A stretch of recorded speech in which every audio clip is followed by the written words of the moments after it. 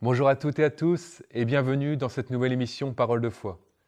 Aujourd'hui, nous allons prendre un texte qui se trouve dans l'épître de Paul aux Philippiens, donc à l'église de Philippe, et nous lisons à partir du chapitre 1, versets 12 à 14. Il est écrit « Je veux que vous sachiez, frères ou sœurs, que ce qui m'est arrivé a plutôt contribué au progrès de l'Évangile. En effet, dans tout le prétoire et partout ailleurs, nul n'ignore que c'est pour Christ que je suis dans les liens. Et la plupart des frères dans le Seigneur, encouragés par mes liens, ont plus d'assurance pour annoncer sans crainte la parole de Dieu. » Alors nous n'avons pas lu ce qui dit avant l'apôtre Paul, mais on voit déjà et on comprend par le contexte que Paul est en prison. Et depuis sa prison, il va écrire ce texte aux Philippiens. Il est intéressant, là, dans ce texte, vraiment de voir le regard que Paul porte sur sa propre captivité. Il est vrai qu'il est emprisonné, mais contrairement à ce que nous pouvons penser, il n'a pas choisi de s'apitoyer sur son sort, ni de se plaindre. Pourtant, il aurait bien l'occasion, il aurait pu se plaindre, parce qu'être en prison, c'est pas forcément ce qu'il aurait prévu. Mais il n'a pas vu sa situation comme ça. Il a plutôt vu ce qu'il peut ressortir, le bénéfice qu'il peut ressortir de son emprisonnement. L'apôtre Paul, nous le savons, a toujours eu pour but de faire avancer l'Évangile et de prêcher l'œuvre de Jésus-Christ autour de lui. Partout où il était, partout où il a pu aller, sa seule préoccupation, si on peut dire cela comme ça, c'était vraiment de prêcher Christ. Même dans la fin de sa vie, lorsqu'il a réussi à aller jusqu'à Rome, devant ceux qui le jugeaient, il a prêché ce que Christ avait fait pour lui. Et cet emprisonnement ici est vraiment une occasion pour lui de témoigner, il nous est dit dans tout le prétoire, et même à tous ceux qui vont l'entourer dans la prison. On le voit, on pourrait dire même heureux de sa situation parce que cela a permis vraiment de contribuer au progrès de l'Évangile.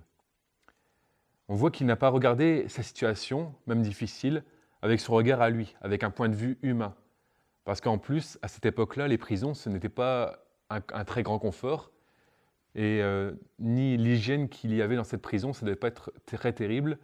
Pourtant, il voit vraiment les choses avec le regard de Dieu, si on peut dire cela. C'est vraiment que, même dans l'épreuve, il voit que Dieu l'utilise pour que la gloire de Dieu se révèle. De même, nous pouvons prendre l'exemple de Paul pour nos propres vies, à chacun de nous. Lorsque nous passons par l'épreuve ou une difficulté, cherchons à savoir comment notre épreuve, comment ce que nous vivons, peut contribuer au progrès de l'Évangile. Peut-être le Seigneur va agir, nous libérer d'une certaine chose, permettre que nous puissions aussi être bénis, et à travers aussi ce que nous allons vivre, nous pourrons aussi témoigner et là faire avancer l'Évangile et permettre que notre épreuve contribue au progrès de l'Évangile. Les épreuves font forcément partie de la vie, et même de la vie chrétienne, si nous pouvons dire, parce que la Bible le dit, les épreuves et les persécutions même font partie de la vie chrétienne, mais nous pouvons les vivre avec l'assurance que Dieu est notre secours et qu'à travers cette épreuve, il viendra aussi se révéler au cœur de ceux qui nous ont vu vivre cette épreuve.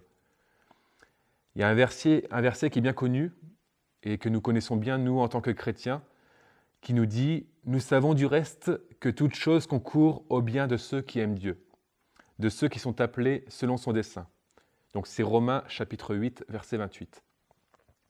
Là encore, c'est l'apôtre Paul qui écrit, donc bien sûr sous l'inspiration de Dieu parce que toute la Bible est inspirée de Dieu.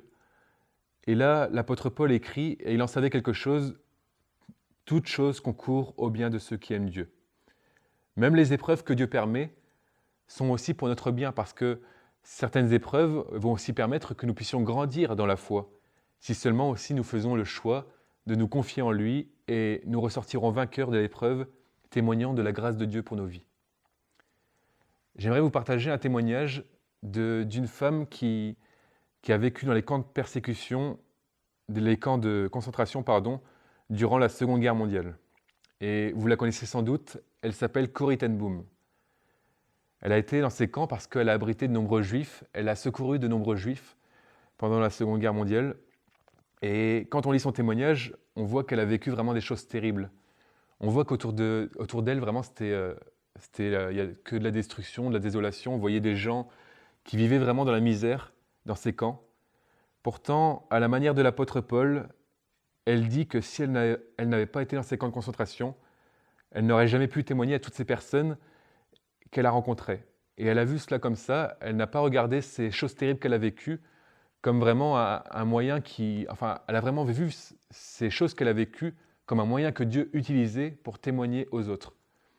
Il y a notamment dans un de ses livres où elle raconte qu'il y avait une dame qui était à la fin de sa vie parce qu'il y a tellement de misère dans ces camps qu'elle n'a pas survécu, cette dame. Mais elle a demandé à lui parler juste avant sa mort. Et elle a pu lui parler de l'amour de Dieu. Et cette personne a vraiment fait le choix de suivre le Seigneur et a été sauvée par son intermédiaire, parce qu'elle a choisi de suivre le Seigneur.